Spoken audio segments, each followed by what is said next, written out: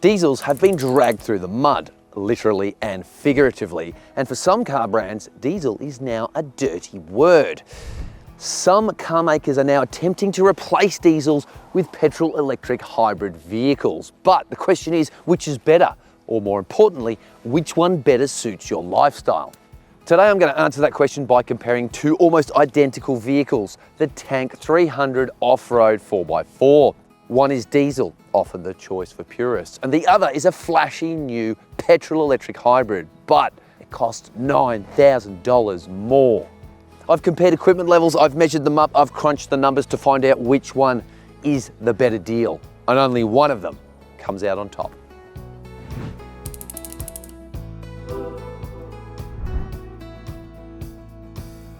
For a lot of buyers, the most crucial element when choosing between a hybrid and non-hybrid vehicle will be price.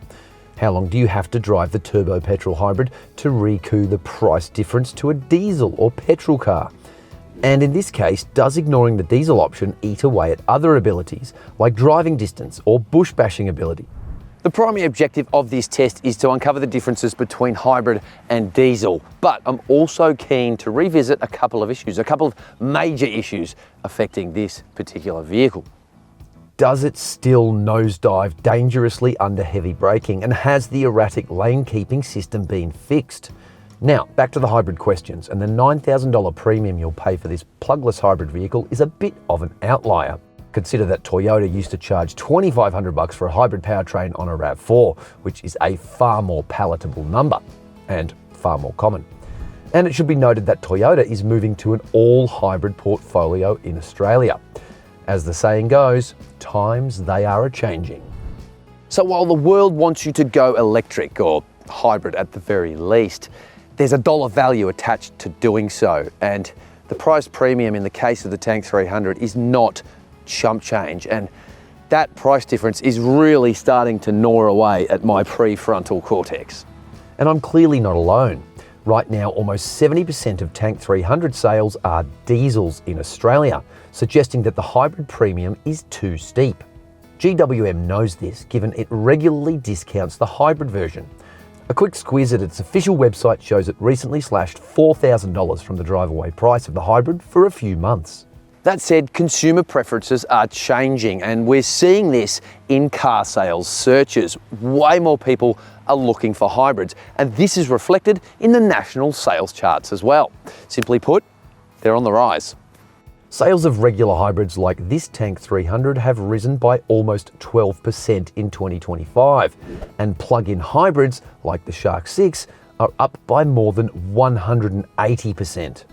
Diesel and petrol sales are down thus far in 2025 in Australia, but the Tank flips the script, with 2/3 of the sales of this car being for diesel, proving just how popular it is.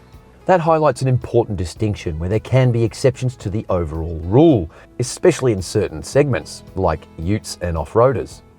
Anyway, both these tanks are covered by the same strong 7-year warranty, and the hybrid version adds an 8-year battery warranty as well. A quick glance at capped price service costs shows the hybrid to be slightly more expensive over 7 years, by about $200. Both models have expensive single services in there, adding a $1,000 hit that will be painful when that arrives. When I first drove the Tank 300 back in 2023, I called out its Ford Bronco and Jeep Wrangler vibes. Fast forward to 2025, and those similarities are still staring you right in the face. You don't see too many copycat designs from China anymore, but what really grinds my gears is that this $60,000 bush basher looks almost identical to the $47,000 entry-level Tank 300, and also this diesel version. No special wheels, no exclusive paint, nothing. Just this little HEV badge on the tailgate to whisper it's the eco-friendly one. I don't know, I don't get it. I feel like for a pricey hybrid, it should wear its status with more pride. What do you think? Drop a comment below. Anyway, GWM has made meaningful changes to the petrol and hybrid Tank 300s recently, reproducing the changes made to the diesel-powered Tank 300 in March 2025. Around 20 engineering updates have been implemented, including stronger front suspension and steering components. You've also got a reinforced prop shaft and tougher wheel bearings, plus improved front brakes and calipers. The result? Every Tank 300 now tows up to 3,000 kilograms braked. That's 500 kilograms more for petrol and hybrid models. Vehicle payload has increased to 600 kilograms as well, remedying one of the big issues the pre-update models had. All right, let's talk about engines, because this is very important when you're looking at differences between a hybrid and a non-hybrid. So over here in the hybrid, 2-litre turbo petrol 4-cylinder engine.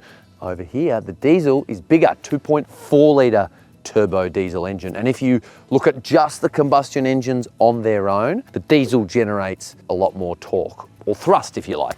However, when you factor in all the electric gubbins in the hybrid, which you can see with some of these do not touch bright orange high voltage wires, things change a lot. So the electric motor, the 1.8 kilowatt hour NMC lithium ion battery, these combine to generate significantly more combined power and torque. And in a straight line, from a standing start, this thing is way quicker than the diesel. Both vehicles drive through 9-speed automatic transmissions and make use of a Borg-Warner four-wheel drive system. The hybrid is full-time four-wheel drive, whereas the diesel can be switched to rear-wheel drive to save fuel. On paper, the diesel sips less fuel than the hybrid, but what are they like in the real world? We'll find out in a jiffy. The Tank 300 comes out of the box ready to go mud plugging. So you get things like a locking rear diff, you get good approach and departure angles, reasonable ride height, and low range gearing for slow speed rock hopping. Plus, these top spec ultra versions also get locking front diffs, which is pretty impressive. All right, first up, and there is virtually no difference between this vehicle and the hybrid. Inside, it's got the same dash materials, the same weird stuff here, same seats, same everything, but the operative word being virtually, because this one is the 2025 diesel model. It's got the upgraded brakes, suspension. Turns out there are very mild changes in here too.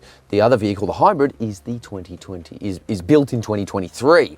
So I've noticed the button layout is slightly different here and there, but happily, there is virtually no discrepancy between how many kilometres they've logged. So there's about 1,000 kilometres between them on the odometer. So that's a good thing. I was a bit worried that the 2-year-old model might have 100,000 Ks on the clock and has been brutalised, but no, this is a good start. So you're basically choosing between Coke and Pepsi, except these drinks are both made in the same factory. But again, it's disappointing that there's virtually no difference between them, even in terms of spec and equipment levels, despite the fact the hybrid is $9,000 more expensive. Anyway, the interior wants to be premium. You get soft Napa leather accents on the heated, cooled and power adjustable seats, and they are really comfy. I like what they've designed here. Plus, they've got a massage function, but it's really just a super slow lumbar push.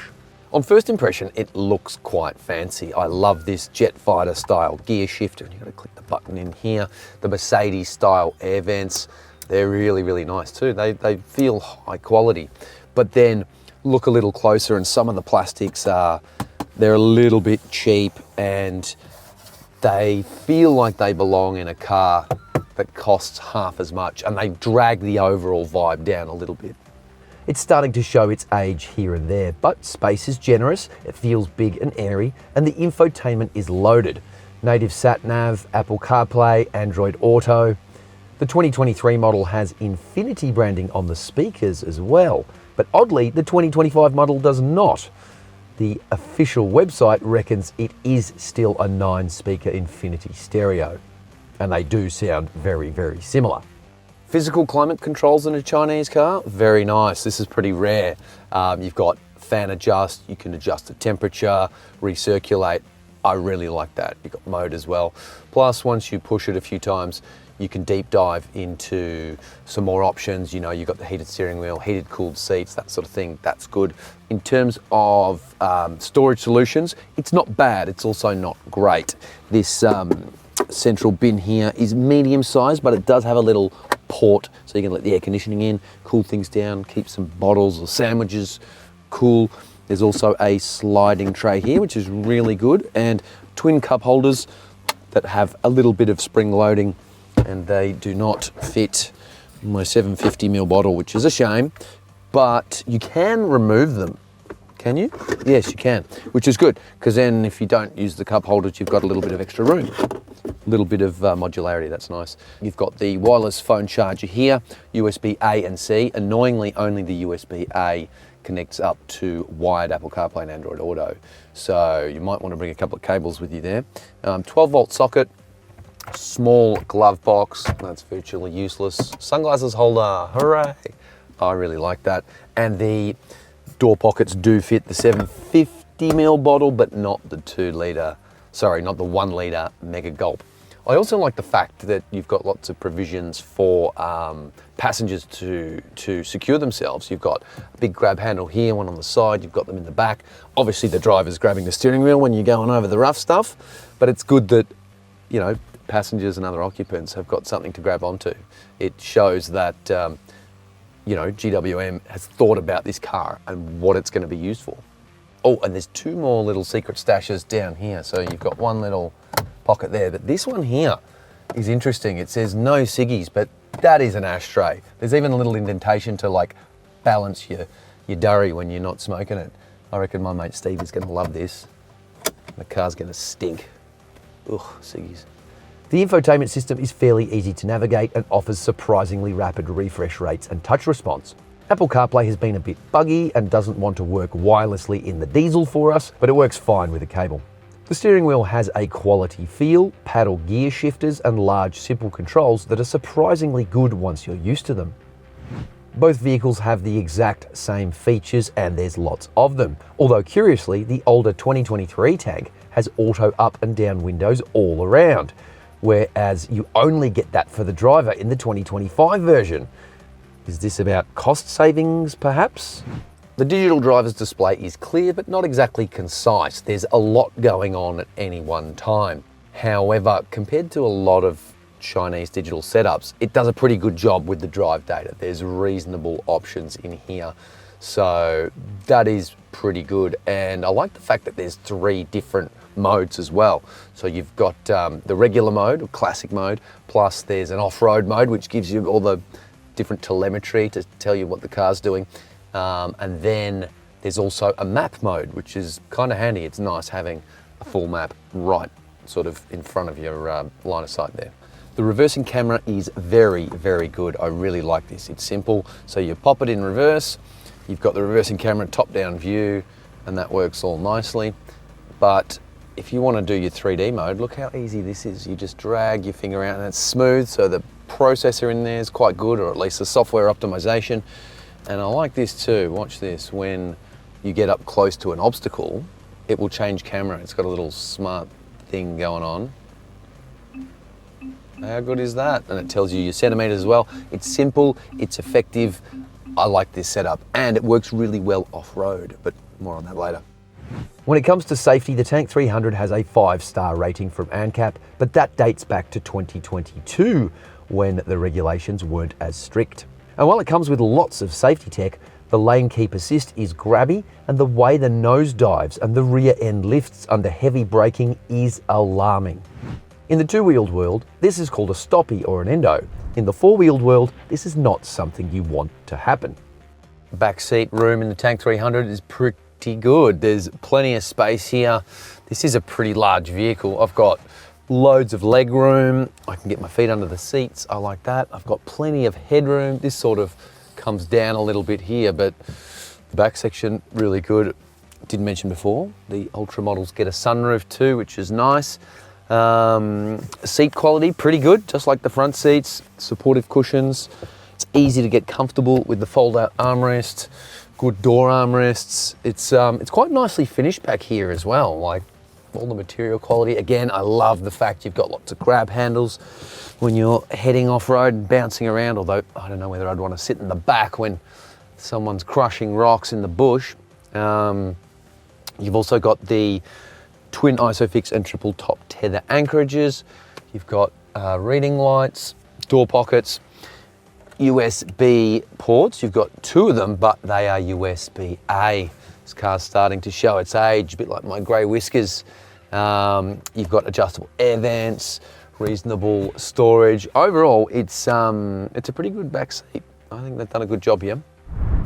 Both of them have a full-size spare tyre on the tailgate, which is a barn-style opening setup.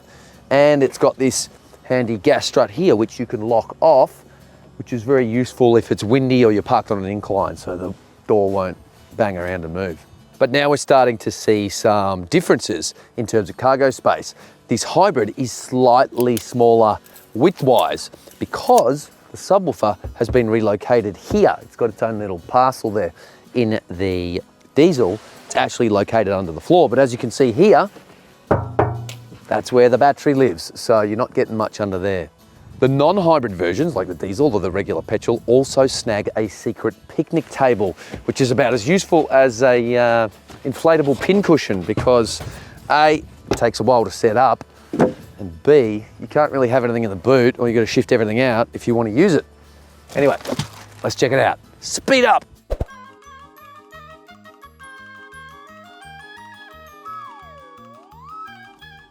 Overall space is acceptable. Would have thought I'd get a little bit more in an almost 5 metre long off-roader, but there you go. Amenities pretty good though. You've got a little net here plus 2 shopping bag hooks. What's that? Maximum 3 kilograms.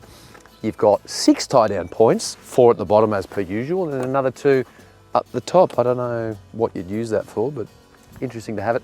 There's a couple little storage cubbies, more bag hooks here, plus you've got 4 cargo net anchorage points that double as bag hooks, which I love. And unfortunately, they've pulled out the 220 volt power point that was on the model I tested in 2023. I'm sad that that's gone for both these models, which is weird. But you do get the 12 volt socket here, so yeah, I guess it's okay. Folding down the rear seats requires a little extra toing and froing, and I'm not super keen on the fact the seat bottoms don't lock into place. They're just kind of loosey-goosey. Well, I'm definitely leaning towards the diesel at this stage. It's got that lower price, it's got a bit more space, it's got exactly the same features. I feel like if the hybrid's going to win from here, it's going to have to be really, really good on-road and off-road. The hybrid we're testing is a 2023 model, so it gets the pre-upgrade suspension and brakes. So it's going to be interesting to feel the difference between those two chassis tunes. Every new petrol, diesel and hybrid Tank 300 gets the updated mechanicals, but first impressions of this older model are still reasonably positive. But in the 2025 diesel model we're testing here, ride comfort is significantly improved. It's more compliant in general and doesn't feel quite as skittish over repetitive bumps, pitter-patter bumps, stuff like that. It feels like the springs have been softened slightly. It's not as stiff and the suspension isn't as jarring over rough surfaces. Simply put, the newer model is more comfortable. On your GWM for recalibrating the suspension. It does make a difference. If you're looking to save cash buying a used version of this Chinese Chariot, it's worth factoring this in. In terms of drive dynamics, there's not much between them. Yes, they're big and they're heavy and you feel the body roll and you feel the weight through corners. While lateral stability is acceptable, longitudinal movements are quite pronounced. Actually, it's pretty full on, especially under heavy brakes performing an emergency stop. All right, check this out. The new suspension tune clearly has not solved the nose-diving issues, where the rear wheels can sometimes even lift off the road in extreme cases. Not only that, but the rear end gets really squirrely and moves about under heavy braking. It's not a pleasant feeling. We tested emergency braking on both models, and even though it has older suspension, the hybrid version wasn't as bad. Maybe that's due to that extra battery and extra weight in the back. Some other issues include the autonomous steering systems or active lane keep assist, which is best described as rubbish. Look, it's better than it was. It used to be diabolical, but it still aggressively yanks the steering wheel when it wants to pull you back into a lane. And yes, it's worse on the 2023 model than it is on the 2025, but on both cars, it's still so bad, you're better off switching it completely off. The indicators too can be a bit finicky, so it's easy to engage them, click, but turning them off, it's like a half click, and then if you click too much, it engages the other direction, so it's unusually tricky to cancel them. And this can lead to confusion, not only for you, but especially for other motorists. All right, time to test straight line speed, and if acceleration is important, then don't get the diesel, it's not quick. Get the hybrid. That thing is significantly faster, especially from a standing start. Thank the electric motor for that, which adds an extra boost. It's also got a sport mode where the diesel does not. But at overtaking speeds, the diesel doesn't lose too much ground to the hybrid. Remember, it's got 500 Newton meters of torque, but throttle response is pretty laggy. Both cars get a 9-speed automatic transmission, but the hybrid integrates the e-motor in that transmission and is a better operator at slower speeds and around town for sure. Diesel just feels a bit more sluggish and throttle response, not great. There's no dedicated EV mode in the hybrid, no button to push to lock it in, so you must accelerate gently to keep the petrol engine dormant. But the e-motor goes all right. It'll reach speeds of around 45 kilometers an hour, give or take, on the flat, a little bit more when you're going downhill, a little bit less when you're going uphill. But if you've got the air conditioning on, it drops off a lot, which really sucks because a lot of people like the air conditioning. While it does have a bigger NCM battery than most plugless hybrids, its chunky 2.3 tonne curb weight doesn't do it any favours. The e-motor can't run at highway speeds unless you're coasting, and a lot of non-hybrid cars can do that too. So you're essentially lugging around 160 kilograms of electronic tomfoolery for no good reason on the freeway. The hybrid has the more refined powertrain, and the way it switches between petrol and electric power is relatively smooth. The diesel is a bit rattly at idle, but not as agricultural as some diesel utes out there. But which one is more efficient and which one can drive further? Well, it's the diesel, on both counts. It's unequivocal, but why? Well, the hybrid is 50 kilograms heavier, and that shouldn't make a huge difference. But what may make a difference is the fact that diesel can be locked into two-wheel drive mode, where the hybrid cannot. And when we examine both our fuel efficiency numbers and GWM's official figures, they both come to the same conclusion. The hybrid is thirstier in all scenarios, in the city, on the freeway, and even off-road. Overall, the hybrid is more powerful and has a more refined powertrain, but the diesel trumps it across just about every other metric, from fuel efficiency to ride comfort. Both cars have exactly the same approach and departure angles and the same 224 millimeters of ground clearance. But the question is, are these mud pluggers different off-road, and does that extra e-motor in the hybrid make things better, worse, the same, different? Well, let's find out. Well, the weather has taken a bit of a turn. We've got a bit of rain, so this should be interesting. I'm back in the hybrid model, and I've got to say, on dirt roads, it is fantastic. It feels predictable and settled, and it's absorbing a lot of the bumps and lumps. It's, yeah, a really good thing on gravel roads, both of them. So which is better off-road? Well, to my surprise, there's no real loser here. They both dispatched every obstacle, and sometimes they needed to engage all the tools at their disposal, but that's why you have them, and it's very impressive what they can do, especially, again, given the tyres we're on. A set of all-terrain tyres would make all of this a whole lot easier. Gone through our first muddy water puddle, and the hybrid system just struggled a little bit. That was interesting, but I am in eco mode. I'm in the most basic mode. I'm basically still in road mode. So, well, the deep rutted water section, the diesel came through it a lot easier. Okay, this will be interesting. Now we're up to our first reasonable obstacle. I think we are gonna go into mud mode, because this clay is wet and looks pretty slippery. All right, let's see how we go.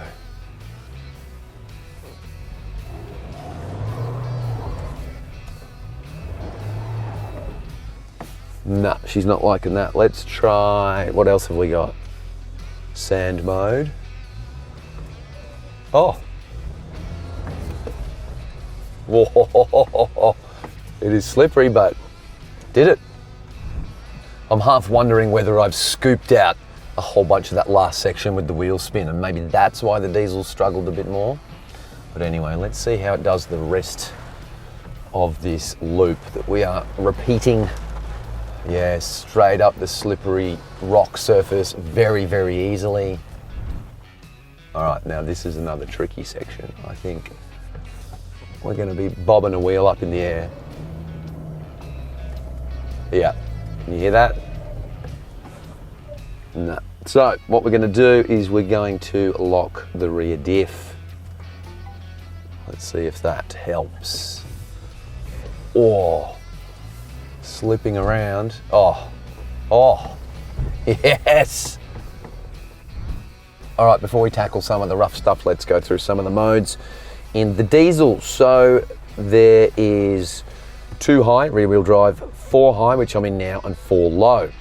And if I want to use the off-road modes, I have to plug it into 4 low. Oh. That went straight up, no wheel spin, where the hybrid really struggled on that section. It slipped sideways, it spun the wheels, suggesting perhaps the diesel has a bit more tractability.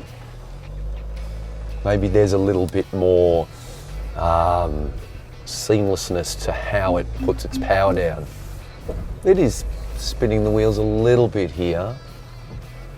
Now this next section, I had to put the rear diff lock on. Will we have to do it in the diesel? Oh, I thought I made it. Nah, not going anywhere. Okay, rear diff lock. Bang you on. And let's see, we are locked. Oh, no dice. Interesting. Okay, front diff lock. Very interesting.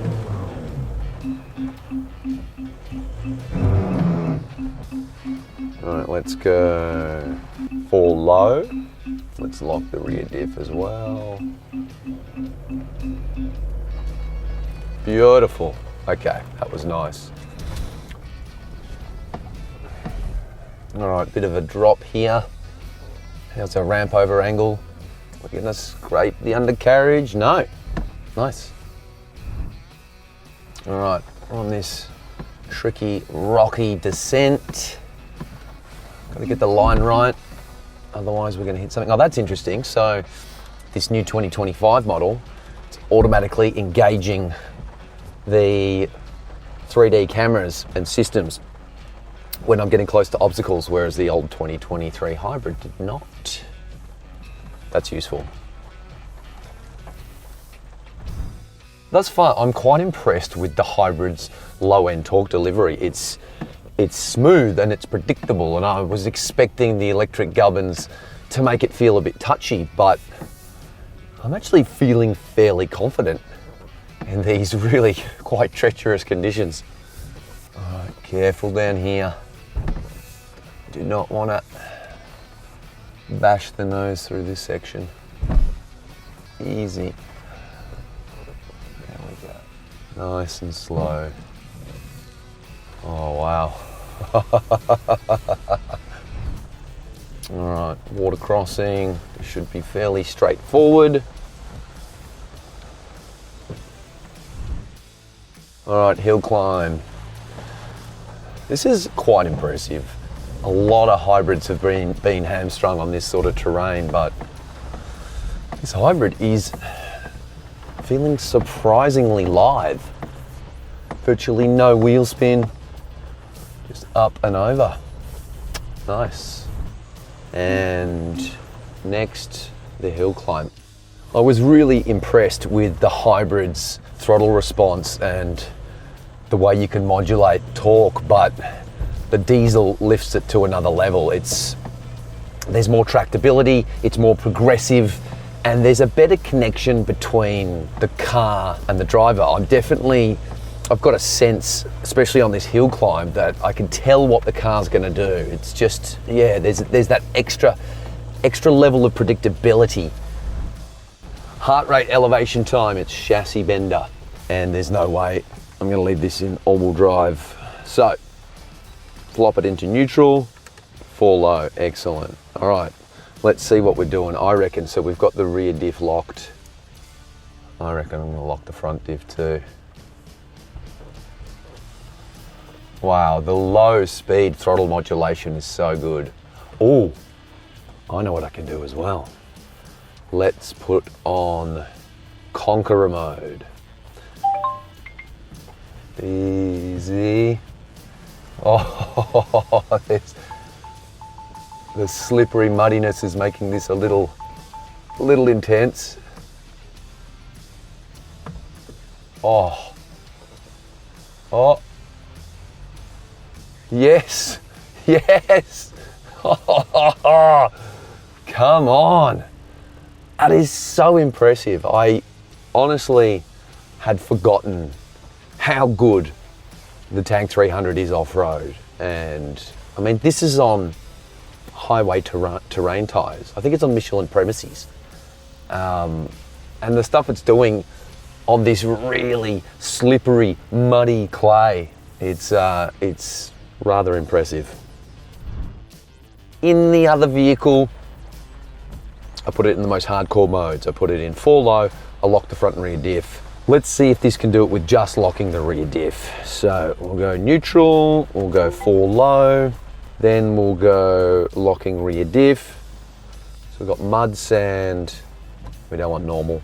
There's rock mode as well, mud, sand mode. Yeah, so there's a couple of extra modes in this.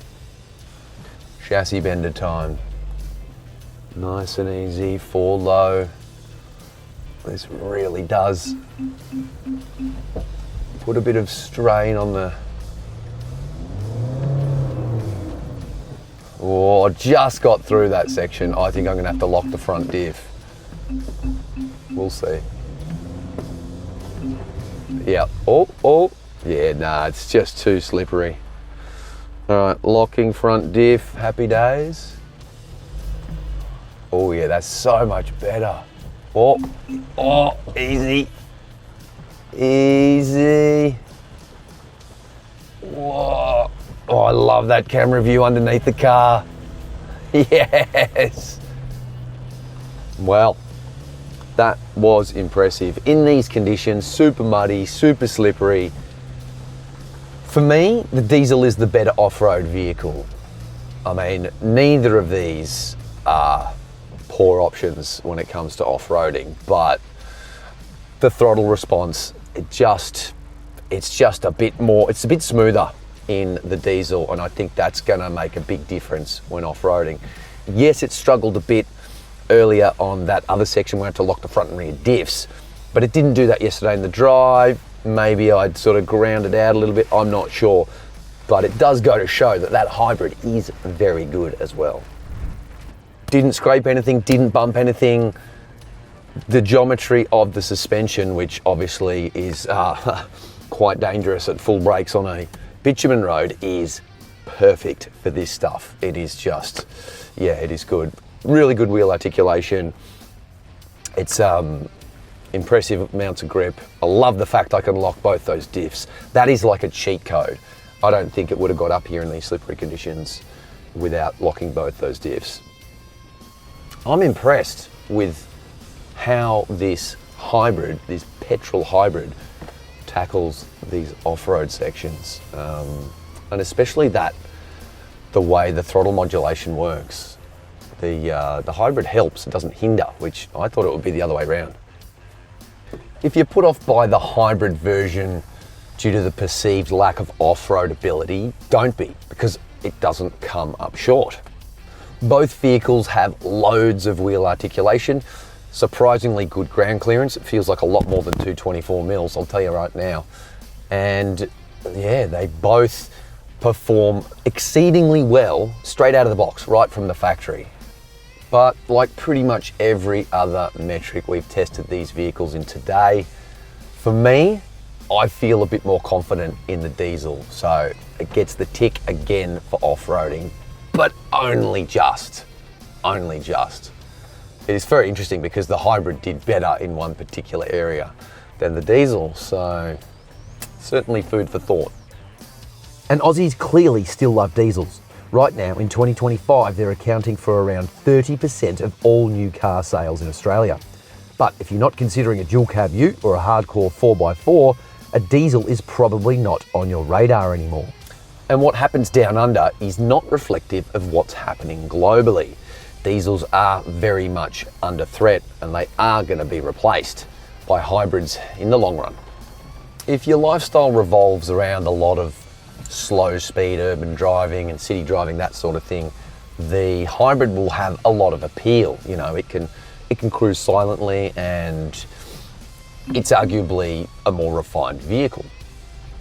But in this test, the diesel is the superior vehicle across most measures. At the end of the day, that $9,000 price discrepancy is going to be a massive factor for most buyers, and it's going to be a bit of a tricky one to get past, to be honest. This has been a fascinating test from which we've extracted 3 meaningful outcomes. The first is that the 2025 update has been worthwhile. Better ride comfort and all those annoying driving nannies, those electronic aids, they're not as annoying anymore. The second outcome is that there are still issues. The lane keep assist is still a bit grabby and needs work, and the way the car nosedives under heavy braking is bad. It needs to be fixed. The third outcome is that diesel is better than hybrid in almost every respect in this particular tank battle. Stay tuned for our next hybrid versus non-hybrid battle where the outcome might not be quite the same. And what vehicles would you like to see? Let us know in the comments below, and thanks for watching.